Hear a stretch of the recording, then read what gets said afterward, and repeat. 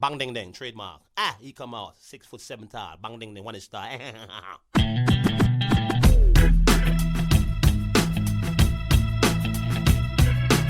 dong ding dong ding dong ding dong ding dong ding dong ding. It is a perfect day.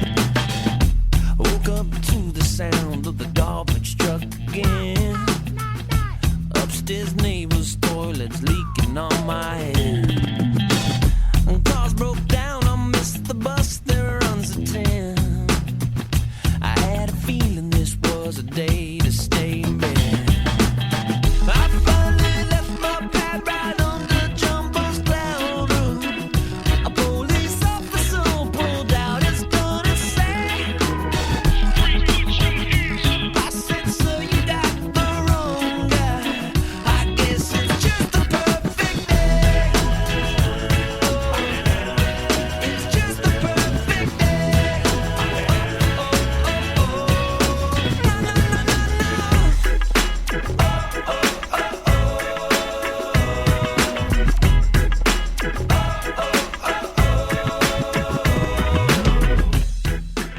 Hey guys, welcome back to another great episode of Eggs. Today our guest is Chris Rabold. Chris is the front of house audio engineer for artists like Bruno Mars, Chesney, Beyonce, Lady Gaga, and many, many more.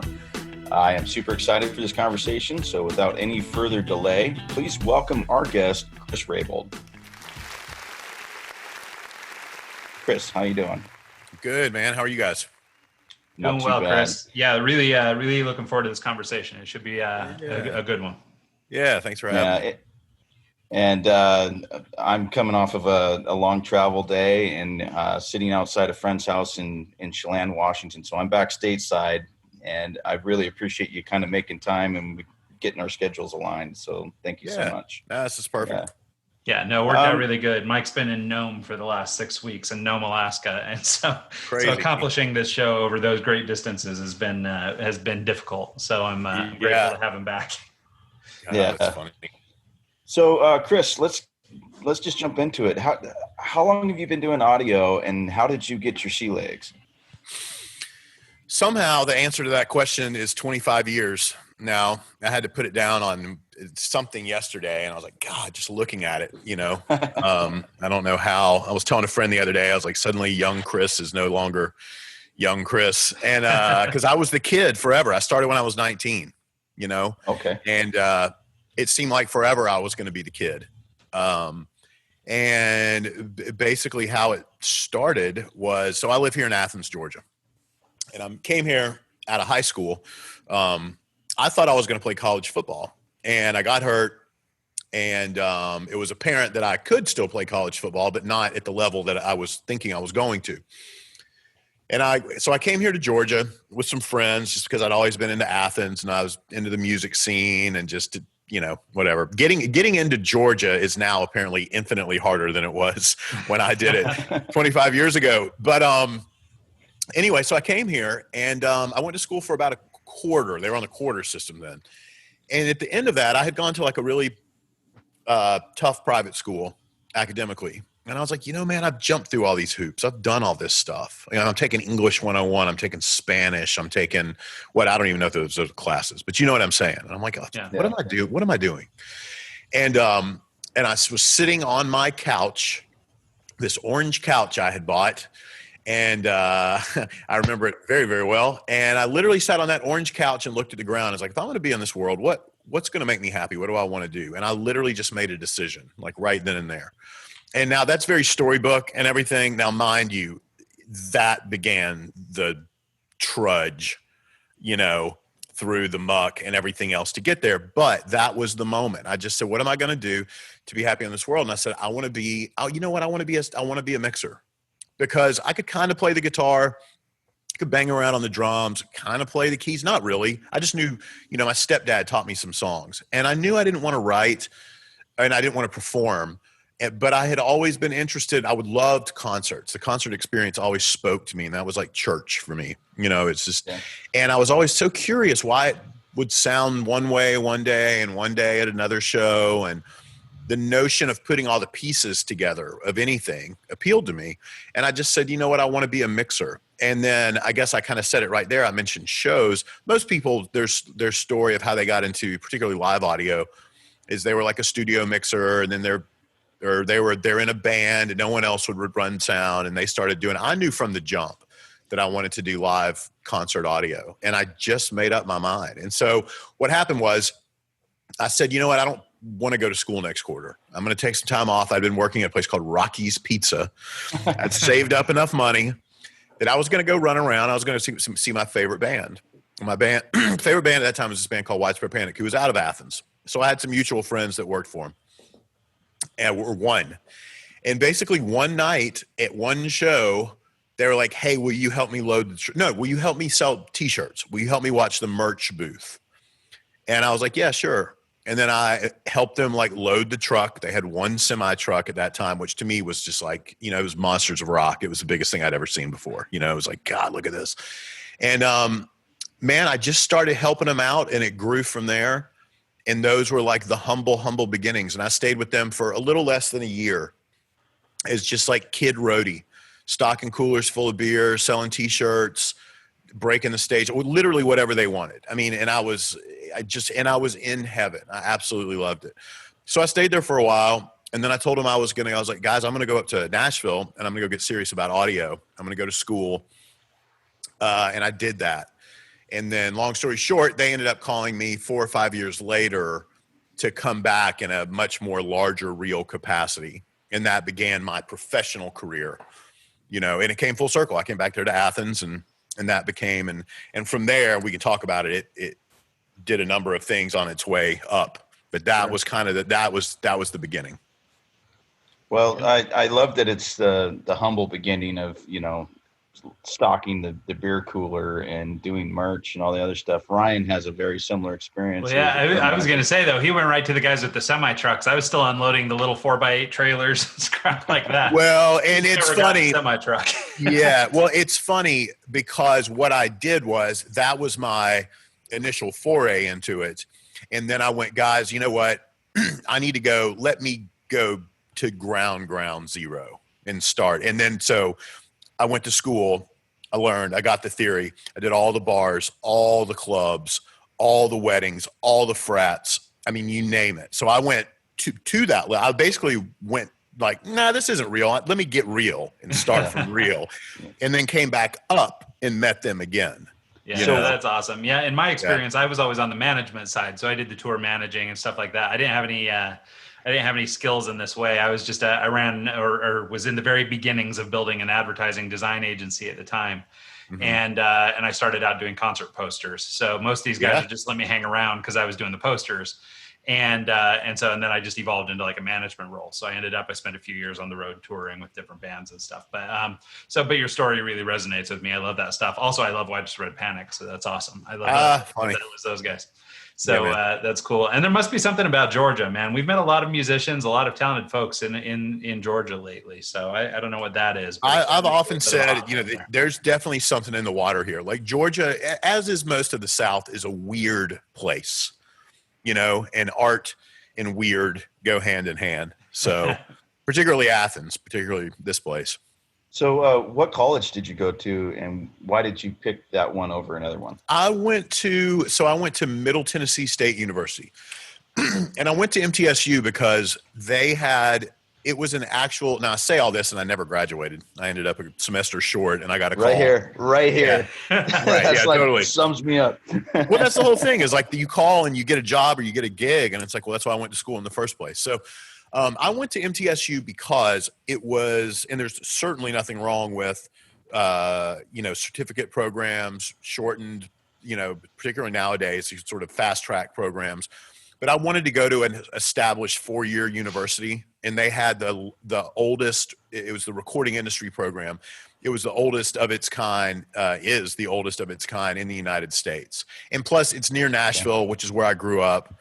I love Nashville. I love the area. It just, everything about it kind of made sense. And I got to be honest with you, I didn't love, it's in Murfreesboro, which is outside of Nashville. I didn't love, I went there to get work done.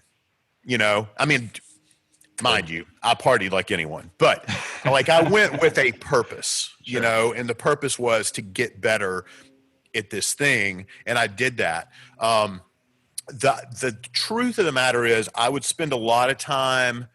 I'd go to class, I'd start a semester, I'd go to class, I'd be doing great. My grades were great, but then I'd get some new gig at some new club or some new band, and then I'd drop out because the gigs were always more appealing to me than the school. You know, that being said, the theory and everything I got from the school was invaluable, and I'm grateful for it. But I didn't particularly love the school. I didn't love Murfreesboro. I loved the gigs in Nashville. That's what I loved. Well, and it's interesting too. Did the school provide a... Oh, go ahead, Mike. I was just going to ask, the school provided a live audio format, or was it mainly recording and you had to kind of... It was studio focused.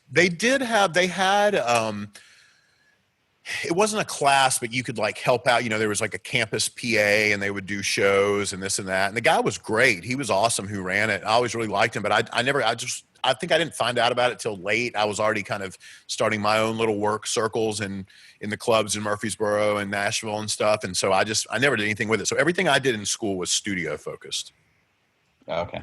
Yeah, no. So what I was going to say that I think is kind of interesting about your story, and you know, it's interesting because I'm basically the same kind of deal with college as is Mike.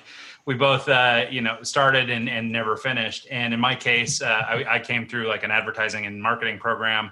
I'd always been sort of artistic. And so I came out of school and, you know, basically I started a business doing art and graphic design, and that's way more fun than going to school for it. Totally. So I just, I did basically the same thing. But one thing I think is really interesting about sort of, what you're describing and sort of the life of somebody working on tour, for example, and sort of, I guess my creative experience as well, is that people like us seem to have sort of this mindset where we really like to start, do, then finish. Mm-hmm. So like, school, for example, is kind of a long slog, right? It takes some time to get through there and everything. But like when it comes to like a concert, for example, you like show up for work, you do everything, you perform the event, and then you walk away, right? Like, I mean, it's all kind of done in one evening. Yes. And it's sort of the same for me in terms of, projects, like if we're doing a design job or something, maybe it takes multiple days or whatever, but ultimately it's kind of a, beginning, middle, end. And then we're on to the next thing. And I think there's sort of something about just sort of, different people's personalities that really lends to this. So it's cool that you were able to identify this kind of behavior pattern kind of, I guess, in your own life and, really apply it into something that brought you. Yeah. And not to put a bummer twist on it, but just a real twist. That's part of the struggle with COVID, among the myriad of struggles that are a part of COVID, is exactly what you just said. I come from and went to on purpose a place of not instant gratification, but, sort of, at least once the tour starts. For the, listeners that aren't familiar, there's oftentimes, at least with the acts that I'm fortunate enough to work with, there's a large bit of rehearsal time. So you're building this thing for months and months and months before it goes. But even that has, you hit your marks daily and you see progress, and touring is very much, there are just little points during the day. They're like, this happens then, this happens then, this happens then. The doors, whether I'm ready or not, are opening at 6:00. The crowd's coming in. Show starts at 8. Show's over at 11. We did it. Boom, high five. Everybody put all this stuff back in the trucks. Here we go. Let's go do it again. And now, it's that is just the complete opposite. It's like, oh, this is what normal people do. We'll have to wash the dishes again. Well, it's so true. I mean, it's one of the things that I've really noticed through COVID is that, there's so much fear, there's so much other stuff going on right now. But I think ultimately what it boils down to is this like lack of certainty, right? Yes. And when you're on the road, or if you're a creative professional, or you're doing anything like this, where you have sort of that beginning, middle, and end, life is pretty predictable, right? Like you said, doors are at 6, crowd shows at 8. We're done by 11:30. We're on to the next city. And, right. But it's very finite. It's very figured out. There's not a lot of room for, uncertainty. Where right now, amid COVID, for people, not only in our industries who are being hit pretty hard, but, for just human beings in general, I think we're all sort of struggling with this lack of certainty. We don't know, when does it end? When does it, whatever, and we're looking for answers, but they're just not clear. No. Yeah. It's that lack of a finish line. That's the big one. Aside from beginning, middle, and end, it's like, where's the end? Where are we going? When are we done with this? Yeah. When are we done? And since you brought it up, let's kind of go down this road. Ken Pooch, who we've had on the show as well, recently posted a photograph of the Iron Maiden team. And there's probably 150 people in the picture. And he's saying every single one of these people right now are unemployed and probably will be unemployed until next year. How has COVID been for you? Have you had any work, or are you just doing podcasts with Ken the whole time? Yeah. You know what I mean? Well, it's funny, you know, when you were talking, Ryan, I was thinking, I was joking with someone the other day. I was like, God, you know what really stresses me out? I'm like, my calendar in my phone. I'm like, it's just thing after thing after thing after thing, when in all reality, that's all I've ever known is thing after thing after thing. However, if I look at my calendar, if I even look at it, all it says is Detroit. You know what I'm saying?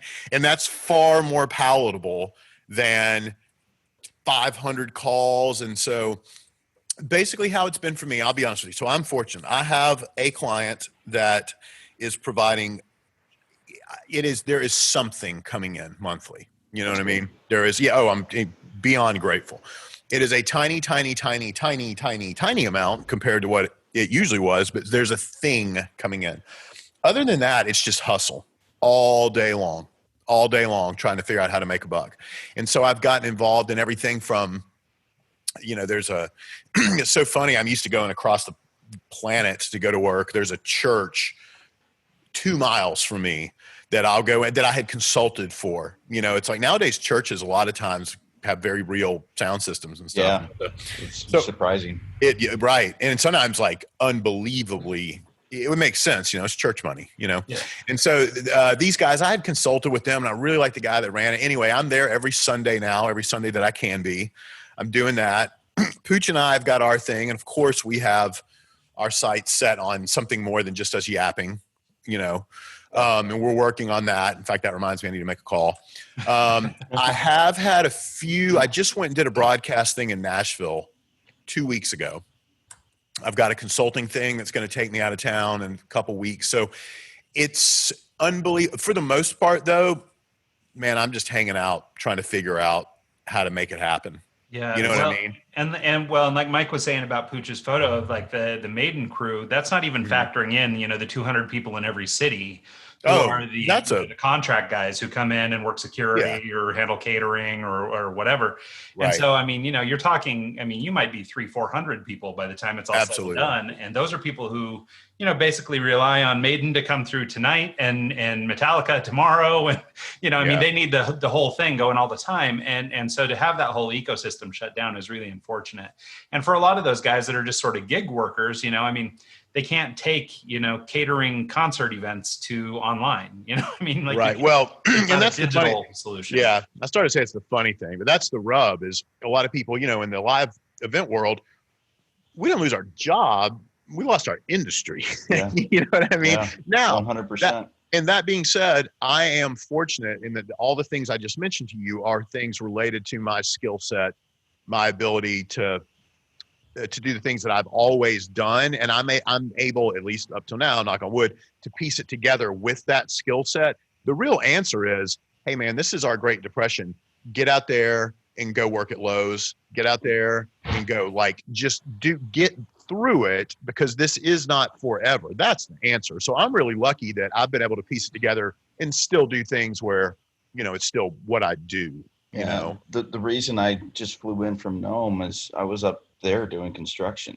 Absolutely, man. I was leveling homes because, you know, I'm a nightclub DJ and all the nightclubs are shut down. And so, hell yeah. And you know what, man? I think and honestly, that's an amazing story. COVID. Oh yeah. I went to Nome, Alaska for 6 weeks and bulldozed houses. Like, that's cool. That's cool. Can we curse on this one? That's cool. Yeah. Shit. Yeah. Totally. Yeah. That's cool shit. You know, like that's a story to tell your kids or whoever, like, hey man, I did whatever it took to get through. And guess what? It ended. And guess what I'm doing now? I'm DJing in clubs. Well, and that's the thing is, I think that's a really positive outlook, right? I think right now there's so many people who are sort of devastated. And I think it's I think it really illustrates the grandiosity of the whole thing, the way you phrased it, this idea that you've lost not just a job, but an industry. And, and theoretically, we'll get back to some, I don't know if it'll be whatever we would have considered normal, but there will certainly be touring concerts again in the future one day. And so, but I also think that there's a lot of opportunity now, as bad as things are, for innovation and for new things. And so are you seeing anything in your industry in particular that's come out that's been cool or interesting? Maybe people taking to online, the delivery mechanisms of audio experiences and things like that through the internet that have been particularly innovative? Yeah. Obviously I'm not jumping to be like, yes, absolutely. Blah, blah, blah. I'm seeing what is predictable. You know what I mean? Like I'm seeing people go, well, we can't get together and we can't do shows. We've got what we have, which is we can stream. The drive-in approach is novel. I think what I'm seeing is just people doing their best, but none of it, at least to date, it's just kind of like, yeah, of course you're doing that because we got to do something. And that's really the only avenue we have left to do it, in this moment, in this time. And I will say this, I believe this, we're seeing so many things, like look at us, we're on a Zoom call right now. I think we're seeing a lot of things changing that will continue down this route of change because, a lot of, and this is unfortunate or fortunate, depending on which side of the fence you're on, but, a lot of brick and mortars are finding they don't need to be open. They can do this. You know what I mean? But that is, again, that's going to be a money decision that dictates that. I do feel that our industry comes back, and that's not from some sort of Pollyanna, overly optimistic, gosh, I hope so thinking. I really do. Because when people talk about normal, the new normal, the old normal, normal for human beings ultimately is to get together, to commune, and to have a good time. And that can only happen one way, by doing that. And I do feel once now this is the huge if, once the comfort factor is there, we're all forgetting how short our attention spans are and how quickly we do have the ability to move on. So I do feel, is it tomorrow? Absolutely not. It's going to be a while. It's going to be a minute. Go level more houses. But I do think it comes back. I think in the exact same way we know it and have it, I think we have the shortest attention spans, and we're so stuck in whatever is in front of us now that the new now people have convinced themselves is the new, that's the whole new normal. And I don't think that. I don't think anyone's enjoying this. No, I think we are going to move on as soon as we are able to. Yeah, and I think that's one of the things. You hear so many people talking about the future of things or the new normals and stuff, and I keep trying to reset or sort of frame things in my mind that basically normal is just what we're given on any given day. There is no new normal coming. Back to this idea of a finish line, right? Like, we're not going to be at new normal. Some might argue it comes right after the election, but until then, right? Yeah, it just disappears in November, right? But, I wish that were the case. That'd be great. Yeah, that would sure make life easier, huh? Uh-huh. But I do think that it's with certainty we will try and get back to whatever we can get back to, and especially in and around these experiences that are, they just require human interaction. Like, we just have to be with each other, especially in concerts. And, I know Mike and my experiences, mirror yours, where, going to concerts and stuff is a really big deal for us. In fact, Mike and I met through a concert. I was touring with a band and he was providing gear for one. And so we, have a very similar path in that way. And, so to have lost live music is a really big deal for all of us, I think, not just, because of the trade, but just sort of the emotional well-being, the human.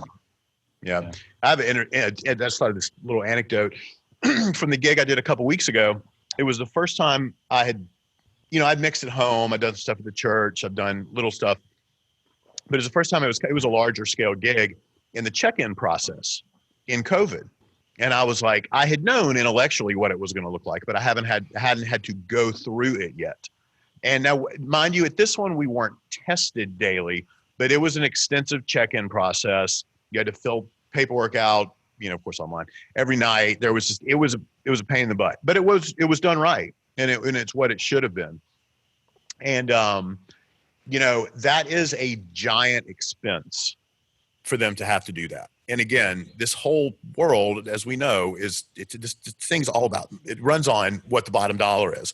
As soon as they don't have to do that anymore, that is no longer the new normal. You know what I mean? Because that is a giant expense and a giant hassle. And as soon as the comfort factor and the safety is there, those things will, so that is the now normal. That's what I wish people would focus on more. And plus when you start predicting the new normal is like, well, did you see this coming?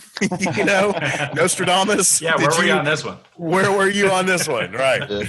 So anyway, man, but let's get back to your career and, COVID's going on. There's nothing we can do about it, but we can talk about how you got to where you're at. Yeah. So you're working with Widespread Panic. I heard you got a random phone call saying, hey, Lady Gaga needs an audio guy. Yep. How did that go down? Yep. So I'm driving down the road and I get a call, and it's from the president of this sound company. When you're touring, you have all these different vendors that provide your sound, your lights, et cetera, et cetera. I had been using this company at this point for probably 8 years, had a good relationship with the owner. They knew that I was a good mixer, I'll say, you know what I mean? But I was doing a upper mid-tier act. I wasn't doing the big stuff. And as happens in the industry, there was this all I was told was, hey, can you get on a plane tomorrow? There's this artist. Okay. Right. There's this artist. She is, she's just fired her old engineer. She's waiting on her new engineer to come in, who is like the second coming of Christ. It's his gig. However, they need someone to fill in this gap. And this is a gigantic gig. We need somebody right away. And so they're calling me more because I knew the gear and I was familiar with working with large acts as far as like the number of musicians and everything, but not because I was a pop mixer. I certainly was not a pop mixer at that time. And finally I'm like, well, a lot of times in these situations, they don't want to tell you who it is. It's like you're going to work for the Queen or something, And finally they told me, they're like, well, it's Lady Gaga, which meant very little to me at the time. I was just aware of the name. I didn't realize I was going to build the startup for the largest tour in the world with the biggest artist in the world, Oh. So, it's like I tell people, I'm like, when the Yankees call, like you go. And I was like, I'll be there. And I did just that, and I was on a plane less than 24 hours later, rolled into New York, rolled into rehearsals. And man, I walked into Mars is what I walked into compared to what I had been used to. And it was totally different. The approach musically, the way things are structured musically, certainly politically were things different. And I did a large, enormous, and it's got to be a common thread on this show, but a lot of faking it, a lot. And really I did that, still do that to this day. It's like, you just you're like, what do we do? Okay. And you just keep going. There's no choice. You take the gig and you just keep going. And that was it. And it went really well. And I was there for, I can't remember how long, but I set up the tour. I got it going. I did right in everyone's eyes, handled myself like a decent human being, and walked away from it.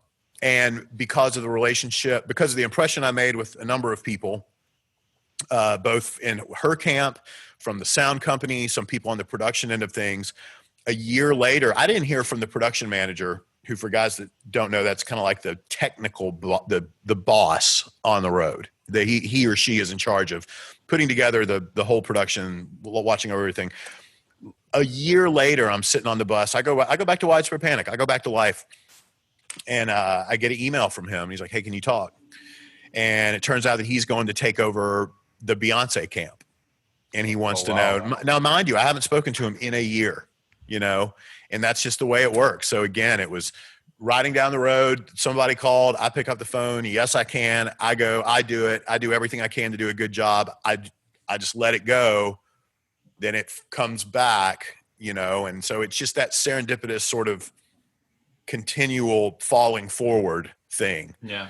Well, I think that's a good point that you make too. This idea, I mean, first of all, being willing to raise your hand, right? I mean, obviously you were given this opportunity because you'd proved yourself over a series of, years. and you had been working on this for some time and built a reputation, you know? So obviously when people call you, I mean, they're calling you for a reason. They're not calling some random dude. They didn't call me first.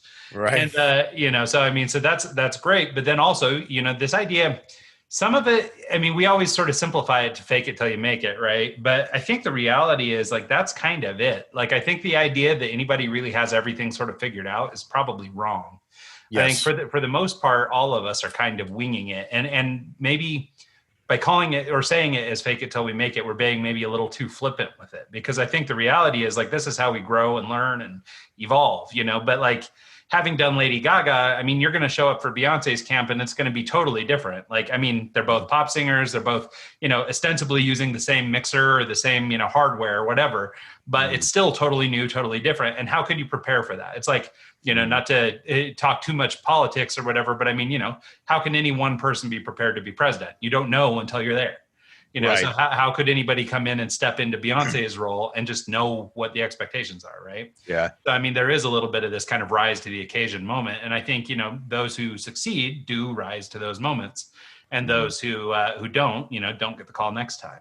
That's right. Yeah. And you're right. There is there's a sort of a romantic air or a humbleness to, you know, fake it till you make it, or, oh, I was just winging it. But there are times when you truly have no clue what you're doing. And then there are other times when fake it till you make it or winging it means be a perceptive, aware, head on a swivel adult and just roll with it, you know? Yeah. And I've done both. We all have, you know, early on, I talked about that, those super formative years. You know, one of the things I was a real big proponent of was reading about my hopeful one day craft. And at that point in time, this is in the mid 90s. So it's the advent of the internet. Trade mags were really big. And my big thing was I wanted to know the nomenclature. I wanted to know all the wordage so that if I ever found myself in a conversation with some of the big boys, I at least could say the right words, you know? And that was the fake it till you make it part of my story to the highest degree, where I really was just learning what words to say, you know? But even that was like a purposeful, I did that on purpose, you know. I knew that it would serve me. So it's like, you know, you hear about, again, fake it till you make it, or, well, I found myself in the right situation at the right time. All of that is very real, but you can also kind of will your way there, or, you know what I mean? Again, fall forward if you're trying in the right ways. And I think I have been fortunate, but with a little bit of purpose in all of that too. So, I say that with humility and with pride, you know? Yeah, no, I think that's totally fair. And I mean, it is a really good point. I mean, you know, you should be able to, and these are the things you always hear from people, right? Chase your dreams, do that, you know, try and live the life you want to live, that kind of thing. So, but I think you make a great point, or it's a good observation anyway, that, you know, you do still have to put in the work. You know, if you do just fake it till you make it, like eventually you'll be discovered. Like eventually you're not going to be able to keep up with the conversation, or, you know, something's going to get over your head. And in a highly technical industry like yours, like it'd be pretty easy to lose track. So, yes. But you did the work, you laid the groundwork, and, you know, yeah, you were blessed with some opportunities, but those didn't come, you know, because you were faking it. They came because you were prepared to catch the opportunity when it arrived. Right. And as you're faking it, you're learning what you just faked your way through. You know, that's the important thing too. Yeah. Otherwise you're just a fraud. Can you talk about going into, you know, Lady Gaga camp or Beyonce camp and getting ready for that tour? What's the process like? How is it kind of working with the artist in the rehearsal environment versus the first show? Yeah, it's a and that too has evolved. It's funny when you ask, I'm like, God, it's been a while now. I don't even remember. That too is a process that evolves, and it looks a little different for each artist. And it really comes down to also like, what kind of lead time do you have? Like I mentioned, one of those was, can you get on a plane tomorrow? You know, and then other times it's like, hey, we know you free up in 6 weeks or 2 months. We're starting rehearsals for blah, blah, blah. Would you be interested? You have plenty of time. So if that's the case, let's say there's some lead time. First thing I do is musically, I go, what am I getting into? You know, it's as simple as going to now Apple Music or whatever, Spotify, whatever you do, and just what are their hits? You know what I mean? And so, and I just start digesting it. It's just like osmosis. I'm not necessarily breaking the songs down. I just start listening, having it on, let it sink into me. Then there is an enormous amount of prep work, research, like, okay, what is this act look like? How many people are in this thing? What are we doing? How many, I mean, literally down to what, you know, what is he or she, are they using a handheld vocal mic? Do they need 6 of them? Do they need 1? Are there, I mean, every little last, people have to realize every last thing that, like, oh, by the way, makes its way onto that stage has to be accounted for. Yeah. You know, the new drum, the new guitar, the new this. So you just, it's compiling the information. Then all that information has to make it to the, in my case, the sound providers, the vendors. And I have to spec exactly what gear I want and what I need. So it's just, it's a very long process of putting the gear together, it's left brain, right brain stuff, you know, exactly what do I need? How many pieces do I need to build this thing? And then it's okay, but then artistically, what am I tasked with here? Then there is also this thing that falls in the middle, which is, and this can't be overstated, is what's the political climate? You know, I say all the time, you know, who matters in this camp? And it looks different in every single camp. Now, they all kind of can mimic one another in certain ways, but you never know. In one camp, it might be, the artist might be completely checked out. They might be the person that cares the least on the tour. And I mean of everyone, or they're the person that cares the most, or it's mom's around, or it's the manager, or it's the choreographer, or it's the musical director, or it's just, so you figure out who matters, and then, you know, it's then compiling your own team. Guys, I could go on for a long time here. So, you know, you get, it's like, I gotta hope and think it's like any other endeavor. It's just, on a tour, there are so many moving parts, and because it is quite literally moving, you have to be well accounted for with everything, because you can't, you are a moving target. Your everything is just on the go. So you've really got to kind of have, and no matter how much you plan, particularly in the pop world, God, no matter how much you plan, you're still not going to be fully there. It's still going to be coming at you super last minute, you know, incredibly last minute. And then that's when you've really got to be versatile and agile and adapt. So you get to pick all the mics, you get to pick all the equipment, the board you use, everything. The artist have input on that, or is it mainly you? It's me, but there are circumstances where, you know, if the artist is always saying into a certain microphone, or they have some, you don't really find this much anymore at all, but, you know, if someone had an endorsement deal, or, you know, something like that.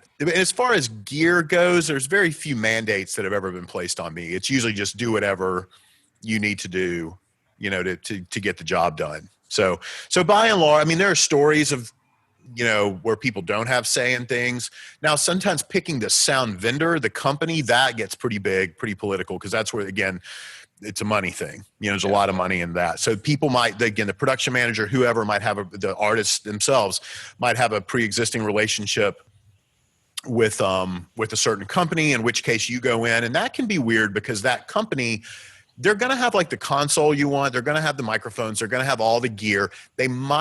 Their speaker system, which is the final bit of, you know, that's where I present to everyone what I'm doing. So it's pretty damn important.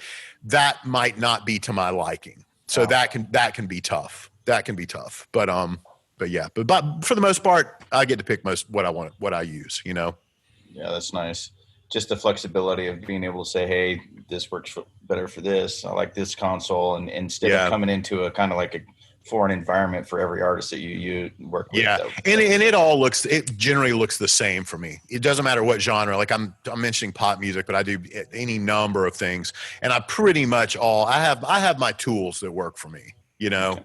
So, and I even lay things out. I mean, that's an important thing too. Like on an ergonomic level, I want it to look and feel, literally when I reach my hand this far, I know what fader is going to be there. If I'm here, I know what's going to be there. It's just, I keep the layout the same, so that it almost mimics as though I'm working in the same studio every day. That's awesome. Even whether it's a jazz or country or pop or rock or whatever. It's wherever you go, there you are, you know? So your first kind of 10 years in the industry, were you analog? Was this pre-digital or? Yeah. Yeah. So the first 10 years for sure. In fact, that's about exactly, because I started I made that decision on that orange couch in 1995. And I think I took delivery of my first digital console in 2005. Wow. So it was 10 years. I mean, I feel fortunate. I came up, in college. Yes, we were learning Pro Tools, which I'm pretty sure at that time was called Sound Tools. We were learning digital audio, workstation-based software, but we were also cutting tape. And consoles, there were digital consoles, but for the most part, I learned on analog. So I really came at the crossover of the two, which I'm grateful for. I'm very, very, very happy that I had my foot in both worlds for a bazillion reasons. Do you have obviously digital is the future, and with the Waves plugins and all the stuff that's available now, it's almost like you can get a CD quality output without going through a bunch of outboard gear and stuff like that. Do you have a preference with the digital just because of X reason or Y reason? I do. I typically gravitate towards this one brand of console made by a company called Digico. And and I do that, though. I got to be honest with you. I don't do it because I love the way it sounds. It actually is incredibly neutral. You get to make how it sounds. I did love about analog, and there are now some digital offerings that kind of have a sound. It's like, ooh, I like that because it does this thing. Digico, to me at least, you get to choose the thing. The reason I like Digico is, again, on an ergonomic level, on a functional level, and particularly as the stakes get higher. But man, I had the same mentality when it was, not at the level that I'm fortunate enough to be at now. When you have to get results fast, I tell you, there are months of rehearsals. Every day is as big as any other day. You know what I mean? And you don't know who's walking in that room. And so in my mind, I have to get results immediately. And Digico helps me get there quickly. It's just a fast platform. It's super well laid out. You can do everything. So my choice there is more of an ergonomic functional thing. It's when you start getting into the outboard and the plugins and all the other stuff, that's where the art hat really goes on. And that's when I start to, use color. Yeah.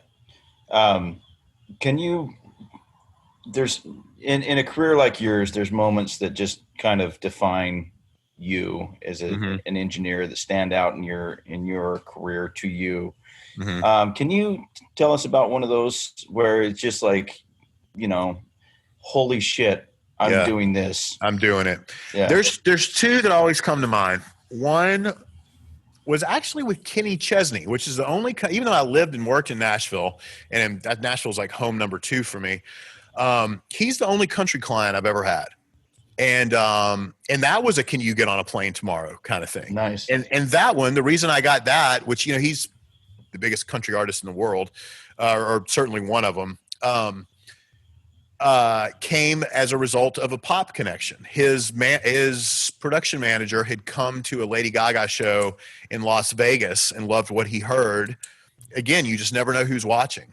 And so that was a really interesting one where this guy shows up at this big pop show that I'm doing. Turns out and I knew who he was. I saw him out of the corner of my eye during the day. And I was like, is that guy that, I know who that is. That's Kenny Chesney's production manager. It's like, okay, note to self. That's who's in the room tonight among whoever else. When it was over, he came up to me. He was super nice. He was so incredibly complimentary. And I knew that it was important to first of all, if anyone's being complimentary to you, you should pay attention to him. But I knew, have this conversation, sure as shit. She hurts her hip. She breaks her hip, or I can't remember what happened. The tour cancels. I'm at home for a couple weeks. I'm sitting there like, oh God, wait, I need to work. What am I going to do? I get a call and it's them. They have decided they have their first stadium show in 4 days. They fired their engineer of 13 years. Wow. They need somebody tomorrow, So, but sorry, that was a long-winded sort of example of what this is all about, of just, you never know who's watching or when you're auditioning. But that Kenny Chesney gig, we played a show at the Rose Bowl in Pasadena, and being a big football fan and just American kid, there was a moment during that show. Both of these shows that I'm going to mention are stadium shows because that is the pinnacle. I mean, that is just particularly because like I had my sights were not set on, I wanted to be the best mixer that I could be. I never set out to be stadium mixer guy, you know? And it was just, I don't know, maybe a few songs into the Kenny show in the goddamn Rose Bowl, you know? Yeah. And I'm just looking around at 65,000 people and it sounds amazing and it's happening. And I'm just like, and it was just simply what you said. I'm doing it. The other one was in Paris with Lady Gaga, and similar thing. It was the beginning of one song and it just has this big signature ominous synth intro that kind of gets that feeling of like, it's happening. And then this gigantic, larger than life beat drops and 80,000 people start moving. And I mean, I have goosebumps saying it right now. I mean, it was just I'm getting goosebumps by you saying it. So and at that point, that tour had been dialed in for so long that I pretty much just every night just have to like hit my marks and it's good. Like we're good, you know? And it sounded amazing. And it was one of those like, holy shit, I'm the guy doing this right now. This is happening. And it's like, you know, there are those moments in life when you realize, not upon reflection, but like in the moment, you're like, this is a moment. Like this is happening. I will always remember this. So those two, as soon as anybody ever says it, I'm like, yes, you don't have to finish it. Let me tell you. So, those are the two. Yeah, no, that's incredible. Well, and like Mike said, I mean, you know, you can feel the emotion in what you're saying. I mean, like, you know, I'm getting the goosebumps too, hearing you talking about it, because you can just sort of envision those moments. And I think for a lot of people, especially music fans in general, you know, music really cuts to our emotions, you know, really quickly. And so there's a lot of, you know, songs that I like because they remind me of a certain moment or whatever, you know, It doesn't have that much to do with the song. It reminds me of the moment. And so it's I guess pretty awesome to be in a career path where basically those moments are happening all the time. You can associate something awesome with the good music anytime. Yeah. And that's pretty incredible. That's awesome. Well, and to come kind of full circle in a way to what I said earlier about how, you know, I said that concerts was church to me. It was very special when I was younger. And I do, like, in those moments, I'm realizing, like, kind of the yay me or hey, I worked so hard. Look, we did it. Wow, this is amazing. But there's this other part of me that realizes that in that crowd, and not just the crowds of 60, 80,000, of the crowds of 6 or 8, somebody there in that crowd is having the very best night they will ever have in their life. Yeah. You know, I mean that literally, you know, and to have something to do with that, to help steer that is, it's an honor. And it just makes me so happy to know I can be a part of that, you know? Yeah. It's so working in venues and in the music scene, it's hard to keep that in mind, that it's not all about you all the time. It's about the people in the crowd. It's about the people having the experience. And I'm glad that you pointed that out, even though 6 or 8 people instead of 60,000. Oh yeah. It makes it no difference on the size. You still got to go out and do your best each time. Yeah. I think that's the thing, right? Being impactful to one person is as important as all of them. You just get to do it at scale when you're doing it for Gaga. Absolutely. Yeah. Right. So we had the aha moments, I'm there moments, but you also have the oh shit moments. And I'm sure they're not the ones you like to relive, but have you had any of those like, holy crap, I got 10 seconds till this and I don't have this or I don't have that? Usually you're. Yeah. And this is where I struggle. It's funny because, you know, Pooch, who you had on here, he and I had a show about our biggest victories and our biggest mistakes. And it's more that I have so many of those that I struggle to figure out which ones to cite. You know what I mean? Cause I've had big gear failures right before shows. I've had bonehead mistakes. But I, you know, of course, we all know that's where you learn the most. Those big, oh, I did it moments are just for this. Yeah. Those are for stories. The learning is God, I fucked up, you know, I just have so many of them that, God, I'm trying to come up with a good one for you. I mean, it's just, I don't know, something fails or, there's nothing worse than that. There's something going wrong and you know what it is, but there's nothing like that sinking feeling of something's wrong and I have no idea what's happening. Those are the ones during the show where time slows down. But it's funny, man. I'm the guy that I'll get really upset about some little thing, but the big stuff, for some reason, I get very grounded and very centered. And, I don't know why. I seem to handle them well, but or they probably take their toll after the fact is really what happens. Well, I was going to say, it's probably, the luxury of things, right? When it is just a little mistake, you have the luxury of exactly get frustrated with it or whatever. When it's massive and you've got to make a change quick, you just don't have the luxury of time. You don't have time to futz with it, and you're right. It probably kicks your ass later.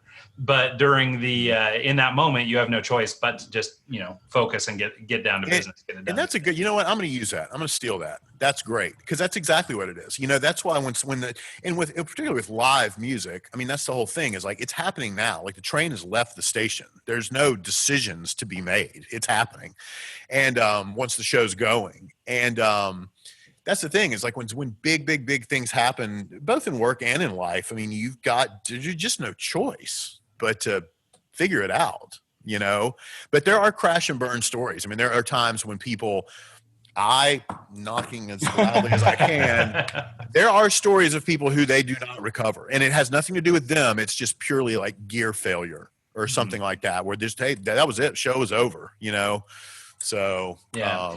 Well, so speaking of, and just sort of here in the last few minutes, and maybe talking about sort of these grandiose things and maybe, world's biggest stages, one of your, I guess, maybe near the last tour you did pre-COVID, may be this Bruno Mars tour.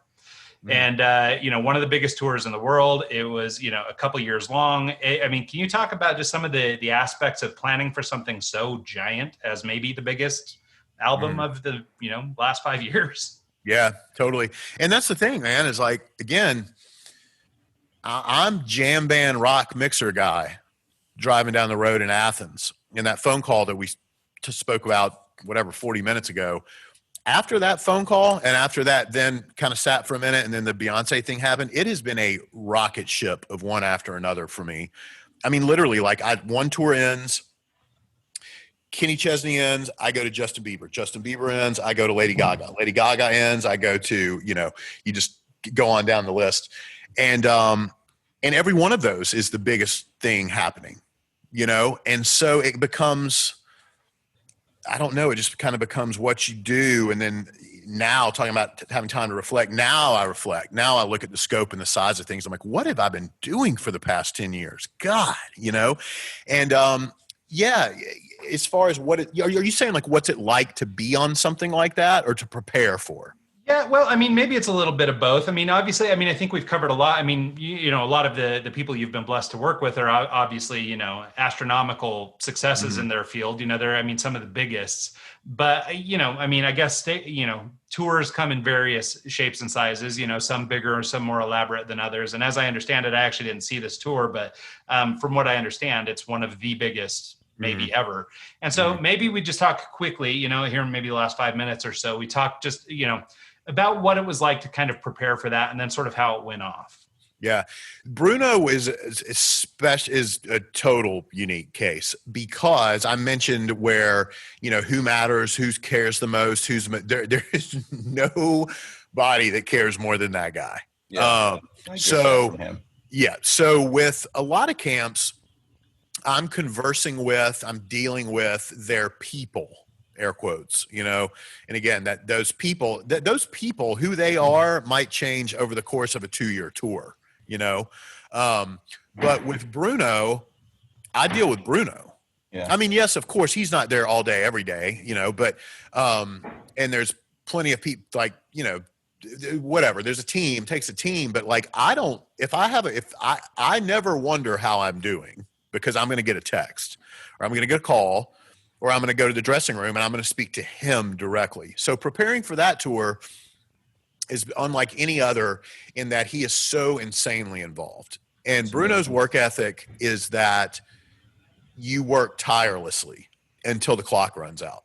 And that's his process, you know? So nonstop, relentless, tough. I'll be honest with you. Very, very, very, very, very tough and demanding, but he's asking the same thing of himself, which makes it okay. You know what I'm saying? So just, just the level that you have to deal with him is what that makes that one so specific. They're all super hard. Getting ready for his stuff's about as hard as it gets, though, just because of the demands that he places. Well, and yeah, for his, go ahead. Well, I was going to say, for just real quick, also on those large scale tours, there's the tour. Then there is 6 months to a year of promo leading up to that. So you're rehearsing, but then you're also doing all kinds of TV shows that require different sets, different arrangements. So you're preparing for this tour, but then you're also deconstructing the song and building it up for this thing you're only going to do one time. And you're just on planes, trains, and automobiles all over the place, you know, getting ready. So it's a multifaceted thing. There's the tour, but then there's the promo. And honestly, the promo is the brutal part. Promo and rehearsal is the brutal part. Those are the 20-hour days. Once you're on tour, you're locked and loaded, because you got to realize the kind of people that we're working with, you know, this is not jam band. This is the same shit every night. We are McDonald's. Like, you want the same Big Mac everywhere. So you're, again, just hitting your marks, and you're just on autopilot once the tour gets going. Yeah, I guess that makes sense, you know, because once it's sort of on, it's on. And I imagine, I mean, it seems like with Bruno Mars, I mean, I don't think it's unexpected that his work ethic is that way and stuff. That rings true to me. And, you know, I know very little about him, but that would have been sort of one of my vibes on that guy. And, but I do imagine that his setup is probably, and maybe this is smoke and mirrors or a little bit of magic, you know, in the production end, but it seems like he'd be really complicated because he's got horns, he's got, you know, guitars and bass and drums, and, you know, I mean, he's got like one of everything. Yep. And so right. Like from a technical aspect, you know, that could be particularly challenging also. And here's the interesting thing. That's actually a very astute observation and leads into, I know we're running out or coming up on our time. I shouldn't say running out of time. The thing about Bruno is a lot of acts, particularly where there's a lot of track and there's a lot of live band, the pop music is the worst for this, because what happens is you've got this essentially a full album playing of track of 9 million channels of playback. And then you've got a live band and they're all on top of each other, and it's flamming and it's not musical and it makes it lose impact. Bruno is a producer. He understands and he entrusts in his people.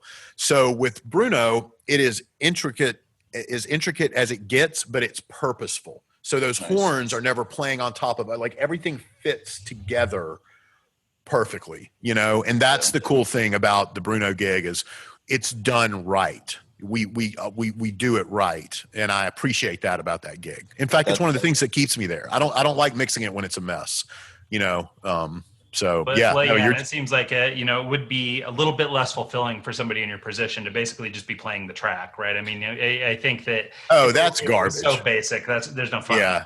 Yeah.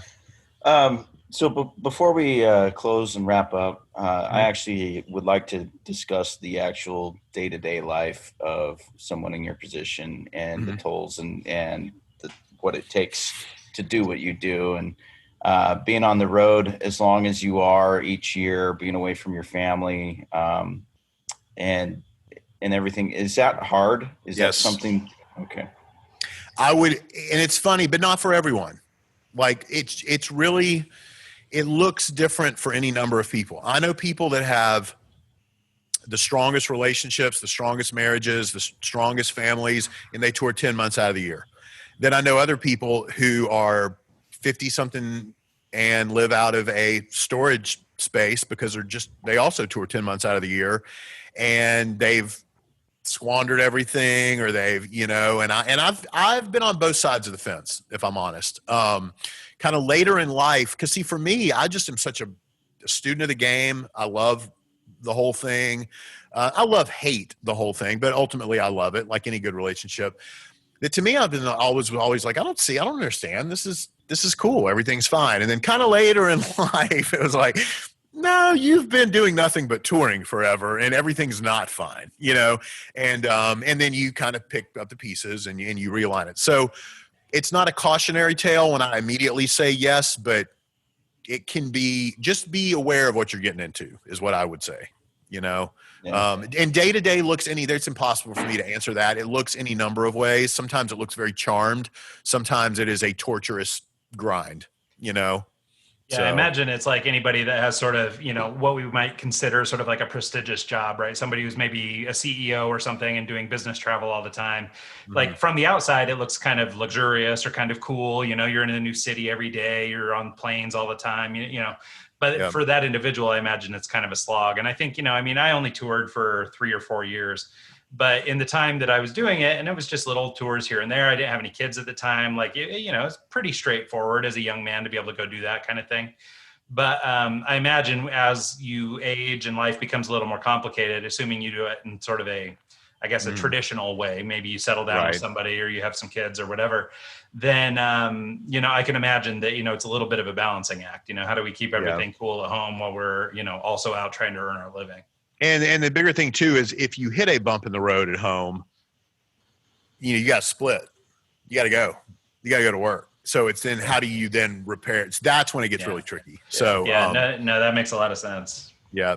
Yeah. But it's perspective. Hey man, I could sit here and tell you some sob story about sitting by myself and blah, blah, blah, blah, blah, blah, blah, blah. But then I can tell you a million. I just told you a story about sitting there with 80,000 people like that. What the fuck? You know what I'm saying? So it's perspective. Well, I think that's it, right? The moral is there is no right or wrong. It just kind of is. And, you know, I mean, like any experience in life, we sort of grab the stuff that's good and we gloss over the stuff that's bad and we try and make the best out of the experience. So absolutely. So that's awesome. Yeah. Well, speaking of experience, thank you guys for this. This was fun. Yeah, absolutely. This thank has been you amazing, for your Chris. time. Yeah, and I'm really grateful that you were able to sort of to work us in. This was amazing. And I guess, I mean, where can people learn a little bit more about you or find you online? Is there any way folks can engage? My phone number. You know, the normal spots. Go to Facebook and look up Chris Rabold, Rabold, Instagram, Chris_Rabold, Rabold, and then myself and Kim Van Druten, Pooch. We are right now. You can find us on YouTube. If you go to Pooch and Rabold, you can that's all you have to search, Pooch and AND RABOLD. You can find the 30 hours of content that we have up. And pretty soon we've got a new endeavor coming up, and I'm gonna wait on that one. Okay. Yeah. Well, cool. Well, thanks so much, Chris. Once again, I mean, this has been an awesome conversation, and it's so cool to hear about sort of this life on the road. Both Mike and I are sort of nerds in and around the concert realm and big music fans also, and, you know, have dabbled at least, you know, a couple toes in the industry. And so it's always fun to hear about it from somebody who's sort of made a career out of it. I love it. Yep. Thanks for having me. So cool. No problem. And thanks to everybody who tunes in this week and every week, and we'll see you all next time.